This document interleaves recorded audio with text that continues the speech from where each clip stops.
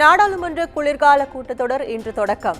வக்பு வாரிய சட்டத்திருத்த மசோதா, ஒரே நாடு ஒரே தேர்தல் மசோதா உள்ளிட்டவற்றை நிறைவேற்ற மத்திய அரசு திட்டம் என தகவல்.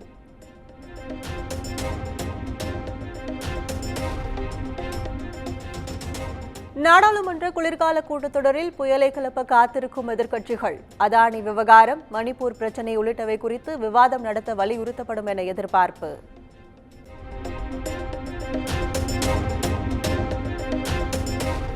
இந்திய பெருங்கடல் மற்றும் வங்கக்கடலில் நிலவும் காற்றழுத்த தாழ்வு பகுதி இன்று காற்றழுத்த தாழ்வு மண்டலமாக வலுப்பெறும். சென்னை வானிலை ஆய்வு மையம் கணிப்பு.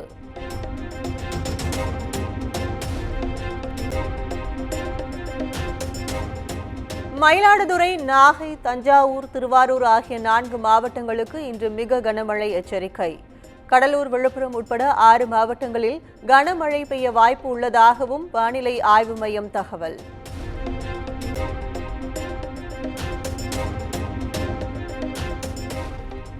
சென்னையில் நடைபெற்ற முத்தமிழ் பேரவையின் 50ஆம் ஆண்டு விழாவில் நடிகர் சத்யராஜுவுக்கு கலைஞர் விருது, கவிஞர் ஆண்டாள் பிரியதர்ஷினிக்கு இயல் செல்வம் விருது வழங்கி கௌரவித்தார் முதலமைச்சர் மு.க. ஸ்டாலின்.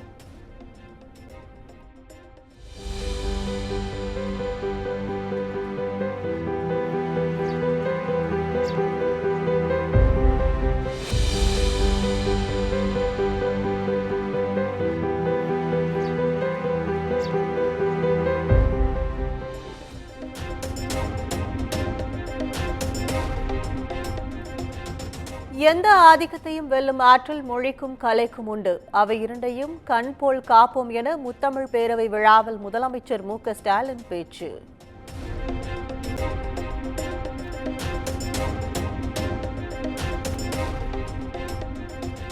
அதிமுக என்பது குடும்ப கட்சி, திமுக என்பது கருணாநிதியின் குடும்ப கட்சி.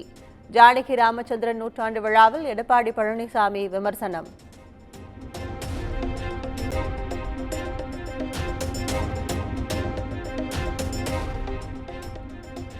பதினெட்டு வயது நிரம்பியவர்களுக்கு புற்றுநோய் பாதிப்பு தொடர்பான பரிசோதனைகள் செய்ய 27 கோடி ரூபாய் ஒதுக்கீடு. மக்கள் நல்வாழ்வுத்துறை அமைச்சர் மா. சுப்பிரமணியன் தகவல்.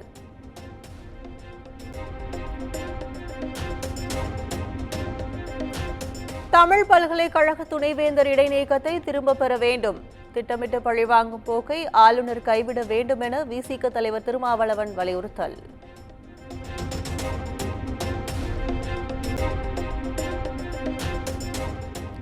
முதலமைச்சர் மு.க. ஸ்டாலினை திருப்திப்படுத்தவே திருமாவளவன் பாஜக எதிர்ப்பை மேற்கொண்டு வருகிறார். பாஜக மூத்த தலைவர் தமிழிசை சவுந்தரராஜன் சாடல்.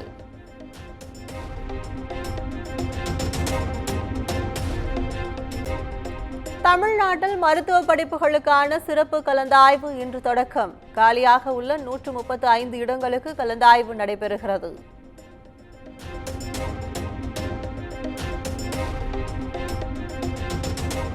ஐஏஎஸ் அதிகாரி ராதாகிருஷ்ணன் பெயரில் முகநூலில் உலாவும் போலி கணக்கு.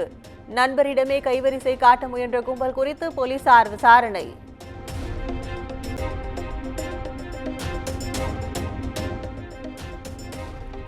பழம்பெரும் குணச்சித்திர நடிகர் தனபால் வயது மூப்பு காரணமாக காலமானார். ரஜினிகாந்தின் நான் மகான் அல்ல, விஜயகாந்தின் சொக்கத்தங்கம் உள்ளிட்ட 100க்கும் மேற்பட்ட படங்களில் நடித்து புகழ் பெற்றவர்.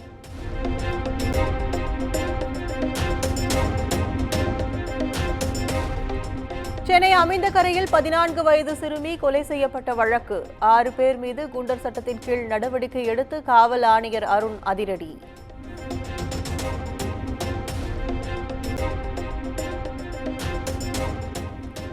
தஞ்சாவூர் மாவட்டம் மல்லிப்பட்டினத்தில் ஆசிரியை கொலை செய்யப்பட்ட விவகாரம். மாணவர்கள் மற்றும் ஆசிரியர்களுக்கு இன்று உளவியல் ஆலோசனை வழங்க ஏற்பாடு.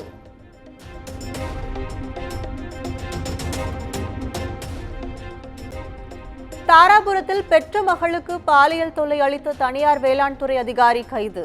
பெண் குழந்தைகள் விழிப்புணர்வு முகாம் மூலம் வெளிச்சத்திற்கு வந்த உண்மை.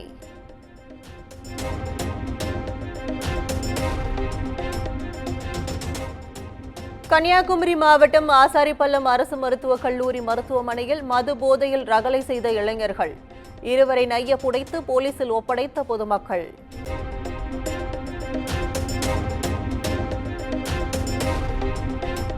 புதுச்சேரியில் போஸ்டர் ஒட்டிய விவகாரத்தில் காங்கிரஸ் தமிழக வெற்றி கழகத்தினர் இடையே மோதல். காங்கிரஸ் நிர்வாகியின் வீடு புகுந்து தாவேகவினர் தாக்குதல் நடத்திய சிசிடிவி காட்சி வெளியாகி அதிர்ச்சி.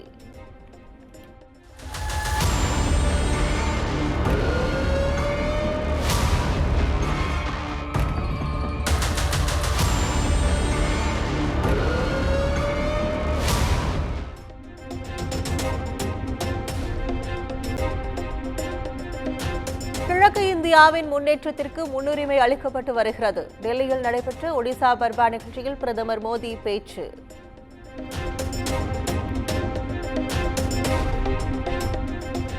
மகாராஷ்டிர முதலமைச்சரை தேர்வு செய்வதில் நீடிக்கும் குழப்பம். மகாயுதி கூட்டணி கட்சித் தலைவர்கள் டெல்லியில் இன்று ஆலோசனை நடத்த உள்ளதாக தகவல்.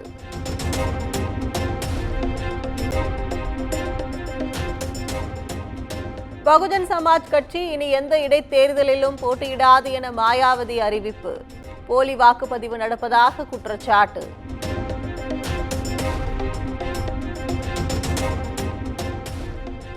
சபரிமலை ஐயப்பன் கோயிலில் 9 நாட்களில் 6 லட்சத்துக்கும் மேற்பட்டோர் சாமி தரிசனம். 41 கோடி ரூபாய் வருவாய் கிடைத்துள்ளதாக தேவஸ்தானம் போர்டு தகவல்.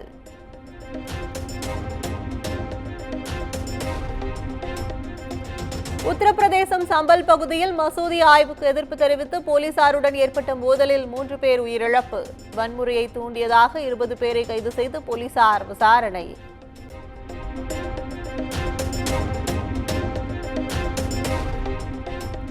மகாராஷ்டிரா மாநிலம் அம்பர்நாத்தில் உள்ள மருந்து தொழிற்சாலையில் பயங்கர தீ விபத்து.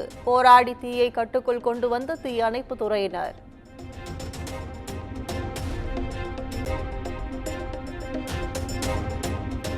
இஸ்ரேல் மீது நேற்று ஒரே நாளில் 200க்கும் மேற்பட்ட ராக்கெட்டுகளை ஏவி தாக்குதல் நடத்திய ஹிஸ்புல்லா அமைப்பு. 7 பேர் காயமடைந்ததாக தகவல்.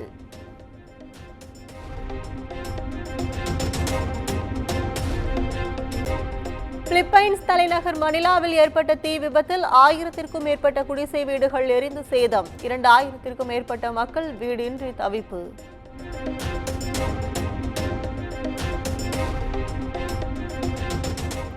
IPL வரலாற்றில் அதிகபட்ச தொகைக்கு ஏலம் எடுக்கப்பட்டார் இந்திய வீரர் ரிஷப் பண்ட். 27 கோடி ரூபாய்க்கு ஏலம் எடுத்தது லக்னோ அணி.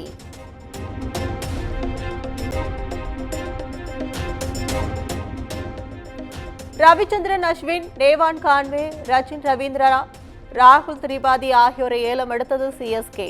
அதிகபட்சமாக அஸ்வினை 9 கோடியே 75 லட்சம் ரூபாய்க்கு ஏலம் எடுத்தது சென்னை சூப்பர் கிங்ஸ்.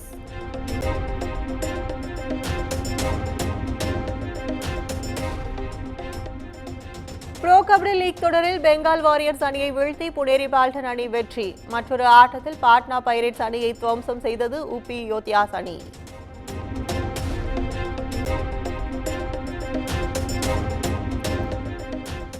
விடுதலை 2 திரைப்படத்தின் ட்ரெய்லர் மற்றும் பாடல்கள் நாளை இரவு 8 மணிக்கு வெளியீடு. படக்குழு அதிகாரப்பூர்வ அறிவிப்பு.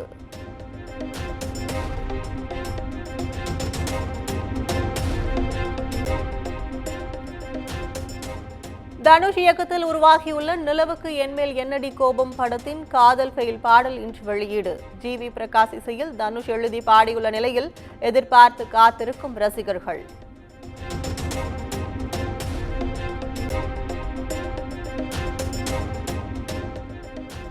அல்லு அர்ஜுன் நடித்துள்ள புஷ்பா 2 திரைப்படத்தின் கிசிக் பாடல் வெளியீடு.